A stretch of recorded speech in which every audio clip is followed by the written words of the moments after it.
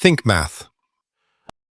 Last time we solved a quadratic inequality with a sign chart, but you can skip the chart entirely. Picture the graph and the answer is simply there to be seen.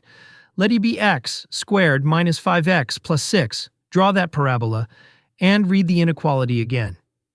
Saying that x squared minus 5x plus 6 is less than 0 is saying that y is negative. So where on the graph is y negative? On the part that has dropped below the x-axis, the submerged stretch of the parabola. Read that stretch down onto the x-axis, and you get x between 2 and 3. The answer, straight off the picture. Where y is positive is the opposite, the two wings rising above the axis, which read down as less than 2 or greater than 3. No table needed.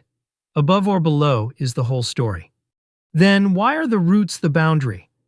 At a root, y is 0, which is exactly where the graph meets the x-axis. Passing through that place, the parabola crosses from below to above, or from above to below. That is the only moment the answer switches sides, which makes each root a partition between the stretches.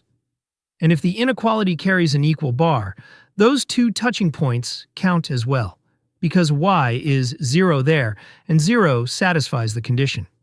Now, suppose the number in front of x squared is negative. Take minus x squared plus 5x minus 6 is greater than 0.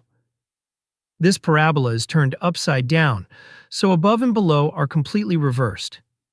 Read the part rising above the axis, and it is the crest in the middle, between 2 and 3. You were taught to flip the inequality sign when you multiply both sides by minus 1. This upside-down parabola is what that rule was really about. So a quadratic inequality takes 3 steps. First, factor or use the quadratic formula to find the roots and mark where the graph meets the axis. Second, look at the number in front of x squared to decide whether the parabola opens upward or downward. Third, read down onto the axis whichever side the inequality asks for, above or below. And it is no accident that this agrees with the sign chart. The sign of a product and the height of a graph are the same values seen two ways. A quadratic inequality was only ever asking which side of the axis the graph is on. A sip of math every day here at Think Math.